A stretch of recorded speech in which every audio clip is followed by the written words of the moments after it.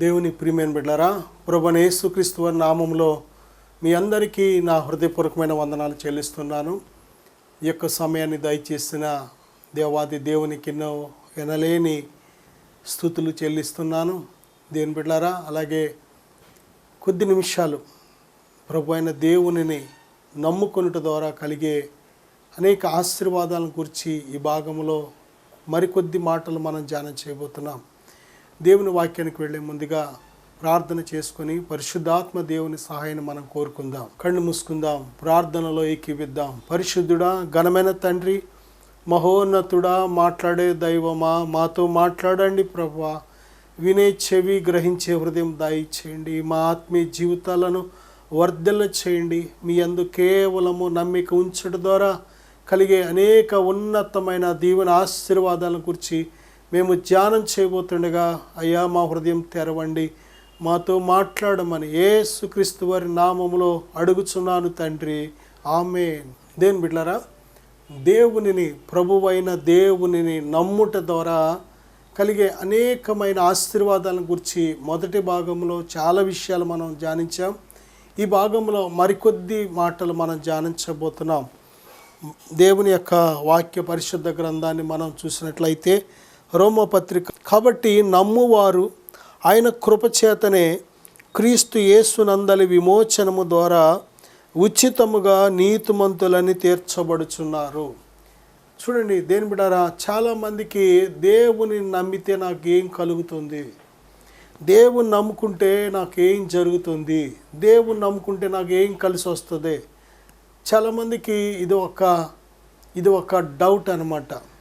దేవుని నమ్ముకుంటే ఏంటి నాకు జరిగేది? నిజమే, దేవుణ్ణి నమ్మవలసిన బాధ్యత మన మీద ఉంది. ఎందుకంటే తల్లి గర్భములో మనలను నిర్మించిన దేవుడు, శరీరాన్ని నిర్మించిన దేవుడు, ప్రాణం పోసిన దేవుడు, ఆత్మనే దీపాన్ని వెలిగించిన దేవుడు ఆయనను తప్పనిసరిగా మనం నమ్మవలసి ఉంది. నా సహోదరుడా, సహోదరి, దేవునిని నమ్ముట ద్వారా మనకు మేలే కానీ కీడెంత మాత్రం కాదు. మన జీవితాల్లో జరిగే అనేక నష్టాలకు కారణం కేవలము మనుషులను నమ్ముట ద్వారా, ఈ లోకాన్ని నమ్ముట ద్వారా, పరిస్థితులను నమ్ముట ద్వారా మనం మోసపోతున్నాం, నష్టపోతున్నాం, కష్టాలు తెచ్చుకుంటున్నాం. కానీ దేవుని నమ్మితే మోసపోవు, దేవుని నమ్మితే కష్టాలు పాలవ్వవు, దేవుని నమ్మితే ఎప్పటికీ నువ్వు కడగా ఉండవు, మొదటిగా ఉంటావు, తలగా ఉంటావు, తోకగా ఉండవు, తలగా ఉంటావు. దేవుని నమ్ముకున్నట ద్వారా ఇన్ని రకాల ఉన్నతమైన దీవెన ఆశీర్వాదాలు మనం పొందుకుంటున్నామంటే ఉచితముగా నీతిమంతులుగా దేవుడు మనల్ని తీరుస్తున్నాడు. దేవుని యొద్దకు వచ్చినప్పుడు మొట్టమొదట ఆయన చేసే పని ఏంటో తెలుసా? మన పాపములను ఒప్పుకున్నప్పుడు, పశ్చాత్తాపడినప్పుడు ఆయన చేసే మొట్టమొదటి పని ఏంటంటే మనలను తన రక్తంతో కడిగి మన పాపములను క్షమించి నీతిమంతులుగా చేస్తున్నాడు. ముందు ఆయన చేసే పని. ఆయన నీతిమంతుడు గనుక ఆయన యందు విశ్వాసం ఉంచిన వారిని కూడా నీతిమంతులుగా చేస్తున్నాడు. అబ్రహాము దేవుని నమ్మాడు, అది నీతిగా దేవుడు ఎంచాడు తన జీవితానికి. అబ్రహాము నీతిమంతుడుగా అవడానికి కారణం, దేవుని దృష్టిలో నీతిమంతుడుగా అవడానికి కారణం ఏంటంటే దేవునిని నమ్మాడు. అదే దేవుడు నీతిగా ఎంచాడు. ఆ నీతికి గుర్తే సున్నతి. దేని బిడ్డలారా, ఈరోజు మనము కూడా అబ్రహాము సంతానముగా చేయడం కోసమే దేవుడు అబ్రహాముకి ఇచ్చిన వాగ్దానం, నీ యందు భూలోక వంశములన్నీ కూడా దీవించబడతాయి, ఆశీర్వదించబడతాయి అనే గొప్ప వాగ్దానంలో మనము కూడా ఆ వాగ్దాన పుత్రులు కావాలని, మనము కూడా విశ్వాసము ద్వారా అబ్రహాము నడిచిన అడుగుజాడలో మనము కూడా నడిచినట్లయితే విశ్వాసమునకు కర్త, దాన్ని కొనసాగించేవాడైన దేవుడిచ్చిన వాగ్దానం ఏంటంటే మనలను కూడా అబ్రహామును ఏ దేవుడైతే నీతిమంతుడిగా ఎంచాడో ఆ దేవుడే మనలను కూడా తన కుమారుడైన ప్రభువైన యేసుక్రీస్తు వారి రక్తము ద్వారా మనల్ని కడిగి నీతిమంతులుగా, ఉచితముగా నీతిమంతులుగా చేస్తున్నాడు. దేని బిడ్డలారా, రెండవదిగా చూస్తే యోహాను రాసిన మొదటి పత్రిక 5వ అధ్యాయం 5వ వచనంలో యేసే క్రీస్తు ఉన్నాడని నమ్ము ప్రతివాడును దేవుని మూలముగా పుట్టి ఉన్నాడు. ప్రభు అయిన యేసు క్రీస్తు వారు, ఆయన యేసే క్రీస్తు ఉన్నాడని నమ్ము ప్రతివాడు దేవుని మూలముగా పుట్టి ఉన్నాడు అని నిరూపితమవుతుంది. దేని బిడ్డలారా, రక్త మాంసములు, యోహాను సువార్త 1వ అధ్యాయం 12వ వచనం మనం చూసినట్లయితే రక్తము వలన పుట్టిన వారు ఉన్నారు, మానుషేచ్ఛల వలన పుట్టిన వారు ఉన్నారు, శరీరేచ్ఛల వలన పుట్టిన వారు ఉన్నారు. కానీ ఇక్కడ మనం చూసినట్లయితే దేవుని మూలముగా పుట్టినవారు, ప్రభువైన యేసుక్రీస్తునందు ఎందరు విశ్వాసం ఉంచారో వారందరూ దేవుని మూలముగా పుట్టినవారు అని నిరూపించబడుతుంది. దేవుని మీద నమ్మకం లేకుండా దేవుని కుమారుడుగా ఎప్పటికీ నీవు మార్చబడలేవు. దేవుని కుమారుడు, దేవుని కుమార్తె అనిపించుకున్నట్టు కంటే గొప్పది ఏమీ లేదు. నా సహోదరుడా, సహోదరి, దేవుని కుమారుడిగా, కుమార్తెగా దేవుడే ఉచితముగా అట్టి గొప్ప ధన్యతను, అధికారాన్ని, తన కుమారుడిగా, కుమార్తెగా అధికారాన్ని దేవుడే ఇస్తున్నాడు. ఎప్పుడు అంటే యేసును నమ్ముకొనుట ద్వారా, ఆయన పంపించిన తన అద్వితీయ కుమారుడైన ప్రభువైన యేసుక్రీస్తు వారు నమ్ముట ద్వారా పరలోకపు తండ్రి మనలను ఉచితముగా తన కుమారులుగా, కుమార్తెలుగా అంగీకరిస్తున్నాడు. మనం దేవుని మూలముగా పుట్టి ఉన్నామని నిరూపణ అది. దేని బిడ్డలారా, చూడండి, యోహాను రాసిన మొదటి పత్రిక 5వ అధ్యాయం 5వ వచనం కూడా మనం చూస్తే, యేసు దేవుని కుమారుడని నమ్మువాడు తప్ప లోకమును జయించువాడు మరి ఎవడు? నిజమే, ఈ లోకము మనం జయించవలసి ఉంది. ప్రభువైన యేసుక్రీస్తు వారు చెప్తున్నారు కదా, నేను లోకమును జయించి ఉన్నాను అని ప్రభు చెప్తున్నారు. యోహాను సువార్త 16:33లో మనం చూసినట్లయితే, ఇదిగో లోకములో మీకు శ్రమ కలుగును, అయినను ధైర్యం తెచ్చుకొనుడి, నేను లోకమును జయించి ఉన్నానని ప్రభు ఖచ్చితంగా చెప్తున్నారు. నిజమే, లోకంలో శ్రమలు వస్తాయి, కానీ అవి మనల్ని ఏమీ చేయలేవు. శ్రమలు ఏమీ చేయలేవు, మేలే కానీ కీడు ఏమీ చేయలేవు. శ్రమల ద్వారానే మన విశ్వాసం అభివృద్ధి చెందుతుంది. మనం దేవునికి దగ్గరయ్యే సమయం, దేవుని మీద ఆనుకునే సమయం, నమ్మకంగా జీవించే సమయం, మన విశ్వాసం అభివృద్ధి చెందే సమయం, మనం భక్తి సిన్సియర్గా చేయగలిగే సమయం, అన్ని విషయాల్లో దేవునిని సంతోషపరచగలిగే జీవితం మనం కలిగి ఉండే సమయం కేవలం శ్రమలోనే. శ్రమ నొంది ఉండుట నాకు మేలు అని, శ్రమ కోసం, శ్రమ మేలు కలుగజేస్తుందని భక్తుడు ఎందుకు చెప్తున్నాడంటే, శ్రమ లేకుండా ఇటువంటి ఆశీర్వాదాలు పొందలేం, శ్రమ లేకుండా సంపూర్ణం కాలేం, శ్రమ లేకుండా విధేయత నేర్చుకోలేం, శ్రమ లేకుండా అసలు దేవుని ప్రేమను రుచి చూడలేం, మనం దేవుని దగ్గరికి అప్పటికీ కూడా రాలేం. శ్రమ మనకు ఎన్నో రకాల మేలులు చేస్తుంది. నా సహోదరుడా, సహోదరి, ఒకసారి ఆలోచన చేద్దాం. దేవుని ప్రియమైన బిడ్డలారా, దేవుడు మనను శాశ్వతమైన ప్రేమతో ప్రేమిస్తున్నాడు కనుక విడువక మన ఎడల కృప చూపిస్తున్నాడు. ఆ కృప తన కుమారుడైన ప్రభువైన యేసుక్రీస్తు ద్వారా మన జీవితాల్లో ఆయన చేస్తున్న కార్యాలు. ప్రియబిడ్డ, ఇక్కడ చూస్తే ప్రభువైన యేసుక్రీస్తు వారిని మరి మనం ఆయన దేవుని కుమారుడని ఎప్పుడైతే మనం నమ్ముతున్నామో అప్పుడు లోకాన్ని జయించే సంపూర్ణత మనకు కలుగుతుంది. ఈ లోకాన్ని జయించలేక, ఈ లోకంలో ఉండే శరీరాశలు, నేత్రాశలు, జీవపడంబం జయించలేక ఎంతోమంది లోకంలోనే కొట్టుకెళ్ళిపోతున్నారు. ఈ లోకంలో ఉన్నాం కానీ లోకస్తులం కాదు అని ప్రభు చెప్తున్నారు. నేను లోకంలో నుండి మిమ్మల్ని ఏర్పరచుకున్నాను, అందుచేతనే లోకం మిమ్మల్ని ద్వేషిస్తుందని ప్రభు స్పష్టంగా యోహాను సువార్త 15:19లో ప్రభు చెప్తున్నారు. లోకము తన వారిని స్నేహించును, అయితే మీరు లోక సంబంధులు కారు, నేను మిమ్మల్ని లోకంలో నుండి ఏర్పరచుకున్నానని ప్రభు స్పష్టంగా చెప్తున్నారు. దేని ప్రియబిడ్డలారా, లోకాన్ని జయించాలి. ఈ లోకంలో ఎంతోమంది పడిపోతున్నారు, లోకంలో ఉండే అనేక ఆకర్షణలో పడిపోతున్నారు, మోసంలో పడిపోతున్నారు, శత్రువు పెట్టిన పన్నాగాల్లో పడిపోతున్నారు. ఈ లోకంలో మనం యాత్రికులం, పరదేశులం. లోకంలో ఉన్నాం కానీ లోకస్తులం కాదు. ఏదో ఒకరోజు ఈ లోకం విడిచిపెట్టాలి. ఈ లోకానికి వచ్చినప్పుడు మనం ఏమీ తీసుకొని రాలేదు, ఈ లోకాన్ని విడిచిపెట్టినప్పుడు ఏమీ కొనిపోం. ఎవ్వరు ఏవి మన వెంట రారు. వేటి కోసం మనం పోరాడాలి, వేటి కోసం మనం ప్రభువుని విడిచిపెట్టాలి, ఏవి శాశ్వతమని. దేని బిడ్డలారా, ప్రభువు తప్ప మనకు ఈ లోకంలో స్థిరులు, శాశ్వతులు అనేవారు ఎవరు లేరు. కనుక ప్రభు కోసం మనం బ్రతకవలసిన వారు ఉన్నాం. ఈ లోకంలో ఉన్నాం కానీ లోకస్తులం కాదు. ఈ భూమి మీద మనం బ్రతికినంత కాలం ఈ లోకంలో ఉన్న మనం ఒక ప్రత్యేక పరచబడిన జీవితాన్ని జీవించవలసి ఉంది. అదే పరిశుద్ధ జీవితం, నీతి కలిగిన జీవితం, ప్రేమ కలిగిన జీవితం, వెలుగును ప్రసరింపచేసే జీవితం. ఈ లోకానికి మనం వెలుగై ఉన్నామని ప్రభు. ఎవడైనా దీపం వెలిగించి కొంచెం కింద పెట్టాడు, అది అందరికీ వెలిగించుటకై దీపస్తంభం మీదనే పెడతాడు. అలాగే మీరు కూడా మీ సత్క్రియలు అనే వెలుగు చేత ఈ లోకం అంతా దేవుని మహిమపరిచినట్లు మీ వెలుగు ఈ లోకం ఎదుట ప్రసరింపచే. ఈ లోకానికి ఉప్పు వంటి వారం మనం. ఈ లోకంలో దేని బిడ్డారా ఎన్ని ఉన్నా సరే, కూరకు ఎన్ని రకాల ఐటమ్స్ ఉన్నా ఉప్పు లేకపోతే సారం. ఉప్పు ఎంత కూరకు అవసరమో ఈ లోకానికి క్రైస్తవుడు అనే ప్రేమను పంచేవాడు అంత అవసరం.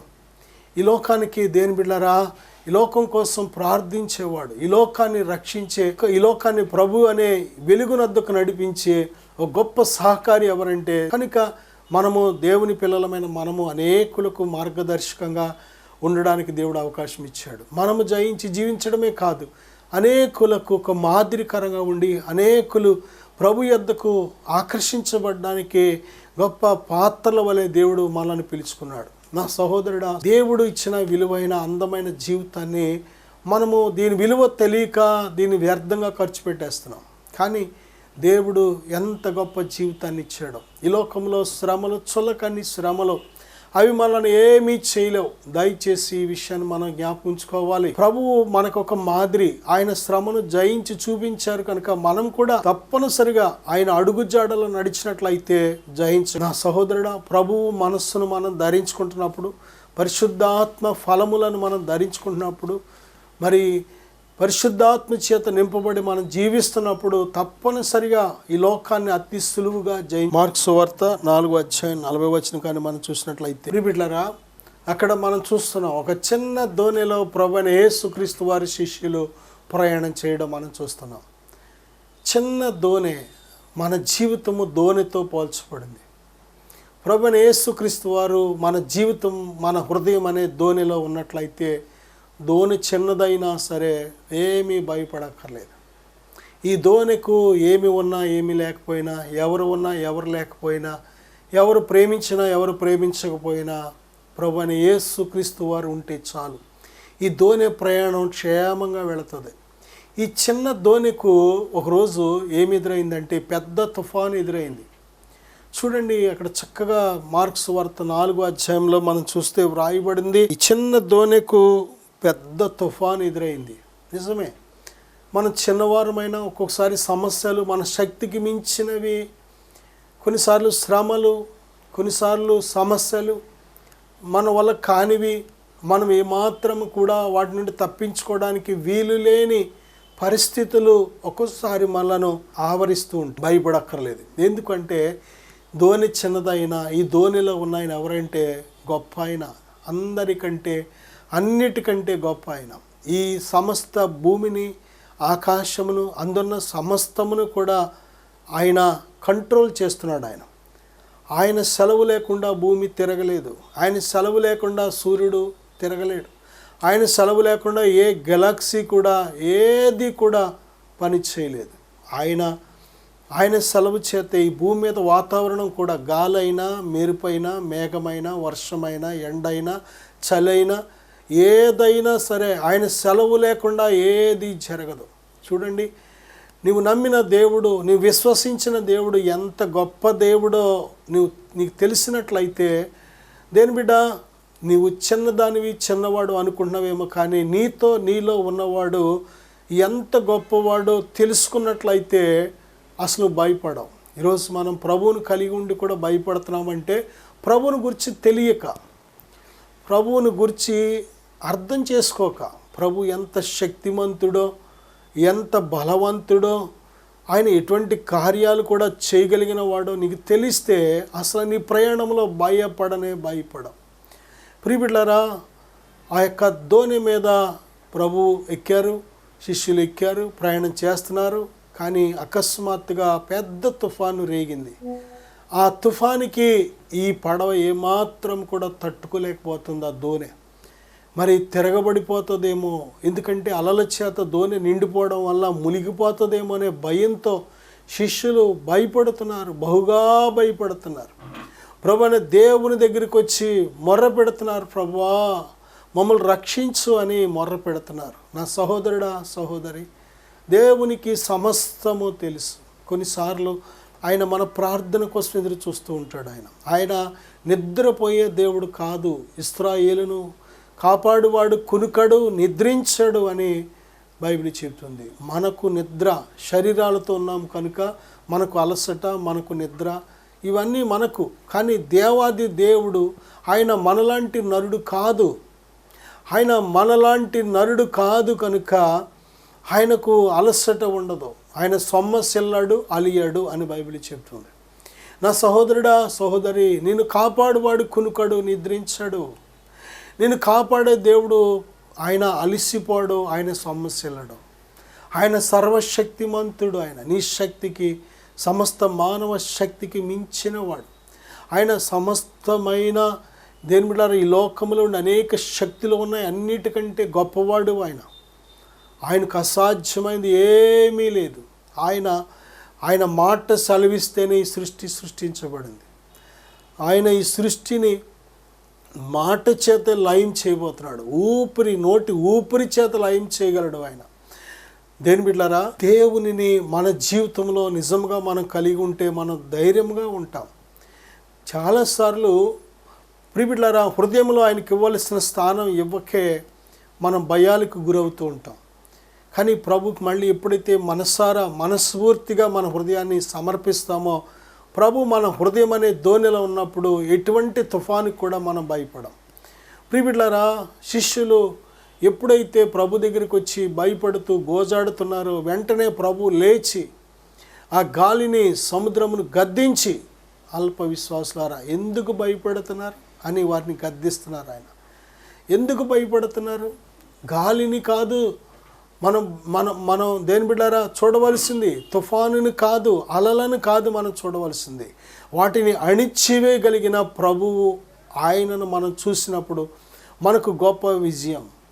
మన జీవిత ప్రయాణం అనే దోణి దేని బిడ్డారా క్షేమకరంగా అవతల ఒడ్డుకి వెళ్ళగలుగుతుంది. ప్రభువుని మనం తేరు చూడాలి.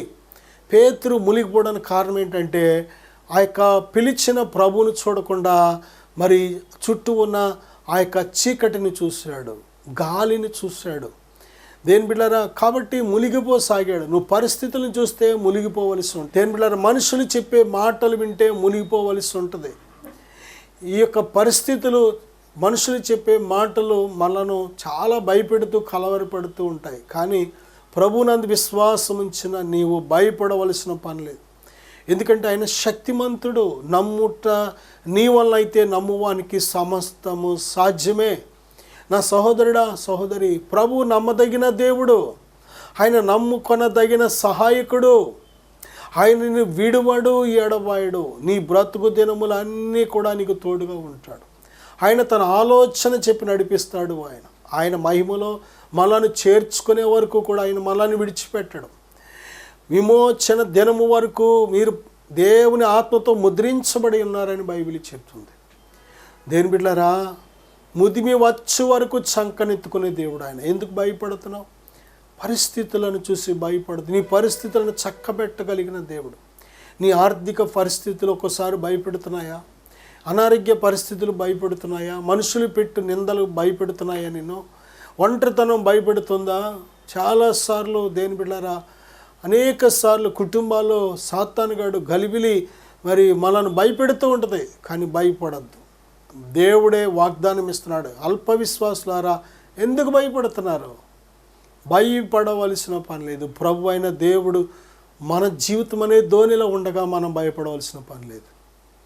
దేని బిడ్డ, గాలిని, ఆ యొక్క సముద్రాన్ని అణిచిన దేవుడు నీ యొక్క జీవితంలో కూడా ఎదురవుతున్న ప్రతి గాలులను, అలలను, తుఫానును అణిచివేయగలిగిన దేవుడు ఆయన. నీకు నెమ్మది, సమాధానం ఇవ్వగలిగిన దేవుడు ఆయన. కేవలం నమ్మిక మాత్రం ఉంచు. మార్క్స్ వార్త 11:23 వారితో ఇట్లనెను, మీరు దేవుని యందు విశ్వాసం ఉంచుడి. ఎవడైనా నీ కొండను చూచి నీ ఎత్తబడి సముద్రములో పడవేయబడుమని చెప్పి తన మనసులో సందేహింపక తాను చెప్పినది జరుగునని నమ్మిన ఎడల వాడు చెప్పినది జరుగునని మీతో నిశ్చయముగా చెప్పుచున్నాను. చూడండి, మార్క్స్ వార్త 11:23 నుంచి మనం చూస్తే ఎంత గొప్ప వాగ్దానాన్ని ప్రభు చేశారు. ప్రియబిడ్డలారా, దేవుని నమ్మడంలో ఒక ప్రత్యేకత ఉంది. ఏంటి ఆ ప్రత్యేకత అంటే, నమ్మువానికి సమస్తము సాధ్యమే. డబ్బుకు సాధ్యం కానిది, అధికారులకి సాధ్యం కానిది, మన శక్తి బలానికి సాధ్యం కానిది, మానవ యుక్తి జ్ఞానానికి సాధ్యం కానిది, ప్రియబిడ్డలారా, దేవునికి సమస్తము సాధ్యమే. అయితే కేవలం మనం చేయవలసింది ఏంటంటే ప్రభువుని నమ్మడం. దేవుడు నీ జీవితంలో ఏమైతే ఆశిస్తున్నావో అది చేయగలడు అని నమ్మడం. నువ్వేదైతే దేవుడి నుంచి కోరుతున్నావో ఆయన చిత్తానుసారంగా అది ఆయన నీకు దయచేస్తున్నాడని నమ్మడం. అయితే తీసుకోవాల్సిన ఒక జాగ్రత్త ఉంది. ఏంటో తెలుసా? మనసులో ఏమాత్రము సందేహింపకుండా. నేను ప్రియమైన బిడ్డలారా, సందేహాలు వస్తూ ఉంటాయి. సందేహానికి కర్త సాతానుగాడు. అనుమానం, దేవుని మీద అనుమానం ఆది నుంచి కూడా వాడు తీసుకొస్తున్నాడు. ఆదాము అవ్వకు మొట్టమొదటి వాడు చేసిన దాడి ఏంటో తెలుసా? దేవుడు చెప్పిన మాటల మీద అనుమానాన్ని తీసుకొచ్చాడు. దేవుడు ఎస్ అంటే ఎస్, నో అంటే నో. ఇదిగో ఈ మంచి చెడ్డల తెలివినిచ్చే వృక్ష ఫలాలు తినుదినమన మీరు నిత్యముగా చచ్చిపోతారు అని దేవుడు చెప్పాడు. ఆయన ఏదంటే అది అంతే. ఆ మాటలు నమ్మకుండా దేని బిడ్డలారా, ఎప్పుడైతే అపవాది మనుషుల హృదయాల్లో, ఆదాము అవ్వ మొట్టమొదటి వారి హృదయాల్లో ఏం కలుగజేశాడంటే అనుమానాన్ని కలుగజేశాడు. మీరు చావనే చావరు, మీరు తిని దినమున మీ నేత్రాలు తెరవబడతాయి, మీరు దేవతల వలె అయిపోతారు అని అనేక రకాలుగా వాడు అబద్ధాలు చెప్పాడు. దేని బిడ్డలారా, జరిగింది ఏంటి? చనిపోయారు. దేవుడిచ్చిన మహిమను కోల్పోయారు ఆదాము అవ్వ.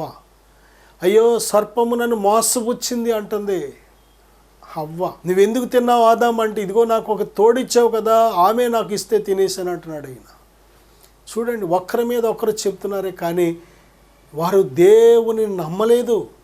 దేవుని మాట నమ్మకమైన మాట, ఆయన మాట నమ్ముకొనదగిన మాట, నమ్ముకొనదగిన దేవుడు. ఆయన నోటి నుంచి వచ్చిన ప్రతి మాటను మనం సంపూర్ణంగా నమ్మచ్చు. అనుమానం అనేది రావాల్సిన పని లేదు. నా సహోదరుడా, సహోదరి, దేవుని మాటలు ఎంతవరకు మనం నమ్ముతున్నాం? మనుషుల మాటలైనా నమ్మడానికి ఇష్టపడుతున్నాం, కానీ మనుషుల మాటలు నమ్మి నష్టపోతున్నాం, కానీ దేవుని మాట మీద మాత్రం మనిషికి నమ్మకం కుదరట్లేదు. బైబిల్ అంతా సత్యం చెబుతుంది, సత్య గ్రంథం అది. దేవుడు తన పరిశుద్ధ బైబిల్ గ్రంథంలో సత్యాన్ని బయలుపరుస్తున్నాడు దేవుడు. కానీ సత్యాన్ని నమ్మడానికి హృదయాలు సిద్ధంగా లేవు. సాతాను చెప్పే ఆకర్షణీయమైన అబద్ధాలు నమ్మడానికే మానవుడు మొగ్గు చూపుతున్నాడు. అందుకే దేవుడు అడుగుతున్నాడు, నరులారా, ఎంతకాలం మీరు అబద్ధాన్ని ప్రేమించి జరిగిస్తారో, ఎంతకాలం వ్యర్థమైన వాటిని మీరు ప్రేమిస్తారో? నా సహోదరుడా, సహోదరి, దేవుని మాట మీద మనం నమ్మిక ఉంచాలి. దేవుని మీద ఏదైనా అనుమానం కలుగుతుందంటే సాతానుగాడు నీ మీద దాడి చేస్తున్నాడని గ్రహించాలి. దేవుని మీద ఆనుకోకుండా, దేవుని మాట నమ్మకుండా, దేవుని మాట వినకుండా, దేవుని దగ్గరికి వెళ్లకుండా ఈ దాడంతా చేసేది ఎవరంటే శత్రువు అయిన సాతాను. అందుకే బైబిల్ చెబుతుంది, దేవునికి చోటు ఇవ్వండి, అపవాదికి చోటు ఇవ్వకూడదు. మనం దేవునికి లోబడాలి. దేవునికి చోటు ఇవ్వడం అంటే అర్థం దేవునికి లోబడడం. దేవుడు చెప్పిన మాట, ప్రతి మాటకు కూడా మనం లోబడడం, ఆయన చెప్పింది చెప్పినట్టు చేయడం. దేవునికి చోటు ఇవ్వడం అంటే దేని బిడ్డలారా, ఆయన ఆజ్ఞలు గైకొనడం. ఆయన ఆజ్ఞలు ఎప్పుడైతే మనం గైకొంటామో, ఆయన ఆజ్ఞల ప్రకారం మనం జీవిస్తామో, మనం దేవునికి చోటు ఇచ్చాం. ఇక దేవుడు మనలో నివాసం ఉంటున్నప్పుడు శత్రువైన సాతాను ఏమాత్రం కూడా రాలేడు. దేవునికి మనం చోటిచ్చేవారిగా ఉండాలి. మన హృదయాల్లో దేవునికి చోటిచ్చి అపవాదిని ఎదిరించామంటే వాడు వెంటనే మన ఎదురు నుండి పారిపోతాడు. దేవునికి లోబడి ఉండండి, అపవాదిని ఎదిరించండి, అప్పుడు వాడు మీ ఎదురు నుండి పారిపోతాడు అని బైబిల్ చెప్తాం. చాలాసార్లు దేవుని ప్రియమైన బిడ్డలారా, దేవుని మాటల మీద అనుమానం కలుగుతుందా? నువ్వు ఎప్పుడైతే దేవుని మాటను అనుమానిస్తూ ఉంటావో దేవుని ఆశీర్వాదాలు పొందలేవు. జకరియా దేవుని మాటను నమ్మలేదు.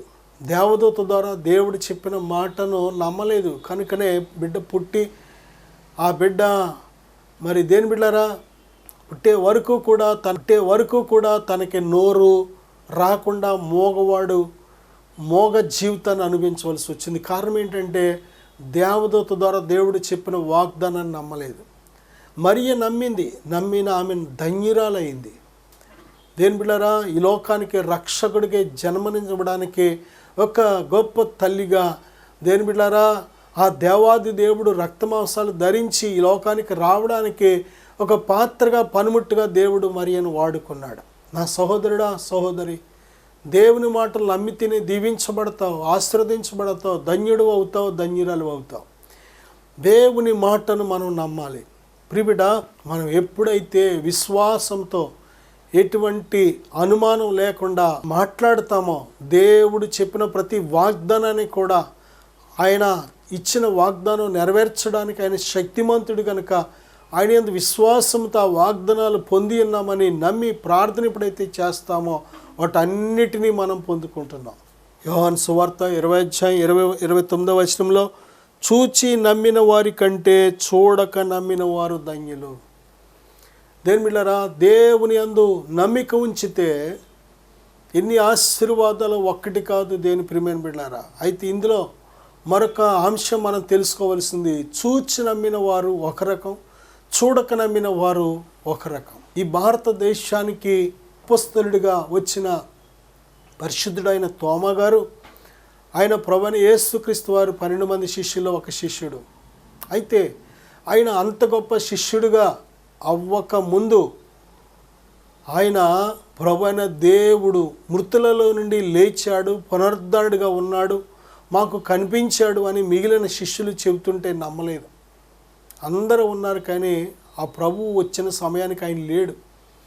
కాబట్టి మిగిలిన శిష్యులు చెప్పినా సరే నేను ఆయన గాయాలలో వేలి పెట్టి చూస్తేనే కానీ నేను నమ్మను అని అన్నాడు ఆయన.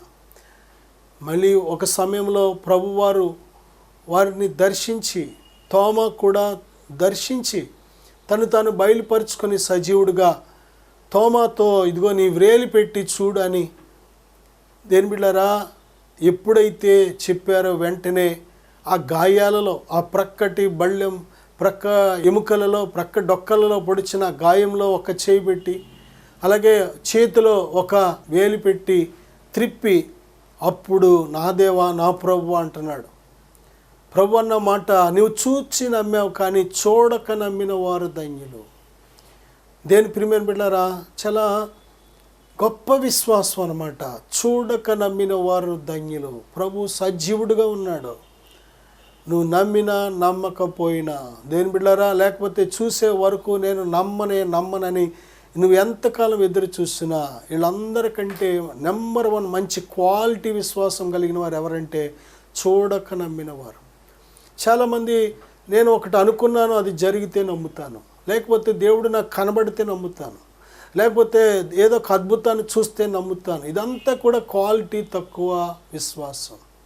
ఎందుకంటే అద్భుతాల మీద లేకపోతే దేని బిడ్డలారా కనిపించే ఆ యొక్క మిరకల్స్ మీద విశ్వాసం ఉంచినట్లయితే అవి ఎంతవరకు నువ్వు చూడగలుగుతావు అంతవరకే నమ్ముతావు. ఒకవేళ అవి ఎప్పుడైనా దేవుడు చేయకపోతే నీ జీవితంలో నువ్వు అడిగినప్పుడు నువ్వు నమ్మవు, వెంటనే ఆగిపోతావు, అవిశ్వాసం అయిపోతావు, వెనుదిరిగిపోతావు. అందుకే బైబిల్ చెబుతుంది మనం అవిశ్వాసం కాకుండా ఉండాలంటే, వెనుదిరగకుండా ఉండాలంటే చూచి నమ్మే విశ్వాసులుగా మనం ఉండకూడదు, చూడక నమ్మే విశ్వాసులుగా మనం ఉండాలి. బైబిల్ చెబుతుంది దేవుడు ఆత్మ కనుక దేని బిడ్డలారా ఆయనను చూడాలి అంటే హృదయ శుద్ధి గలవారు ధన్యులు, వారు దేవునిని చూచెదరు. హృదయంతో చూడాలి. మన హృదయాన్ని సిద్ధపరుచుకున్నట్లయితే మనం ఒక్కసారి చూడడం కాదు, మన బ్రతుకంతా ప్రభు మనతోనే ఉండి మనకు కనబడ్డమే కాదు మనతో మాట్లాడుతూ ఆయన ఆలోచనతో ఆయన ఆత్మతో దేని బిడ్డలారా ఆయన శక్తితో మనల్ని నడిపించాలని దేవుడు ఆశపడుతున్నాడు. ప్రతి విషయంలో అద్భుతాన్ని మనం చూడగలుగుతాం. నా సహోదరుడా సహోదరి, ప్రభువైన యేసుక్రీస్తునందు విశ్వాసం ఉంచు. ఈ గొప్ప ఆత్మీయ దైవిక ఆశీర్వాదాలన్నీ కూడా సొంతం చేసుకో. నేను మీకోసం చిన్న ప్రార్థన చేయాలని ఆశపడుతున్నాను. పరిశుద్ధుడా, ప్రేమగల తండ్రి, విశ్వాస మూలంగా మేము ప్రతిరోజు మీకోసం జీవించుటకు సహాయం దయచేయమని ఈ వాక్యాన్ని ఆలకించి ప్రార్థనలు ఏకీవిస్తున్న ప్రతి బిడ్డ నిండారుగా దీవించి బలపరచమని యేసుక్రీస్తు వారి నామములో ప్రార్థిస్తున్నాను తండ్రి. Amen. Amen. God bless you.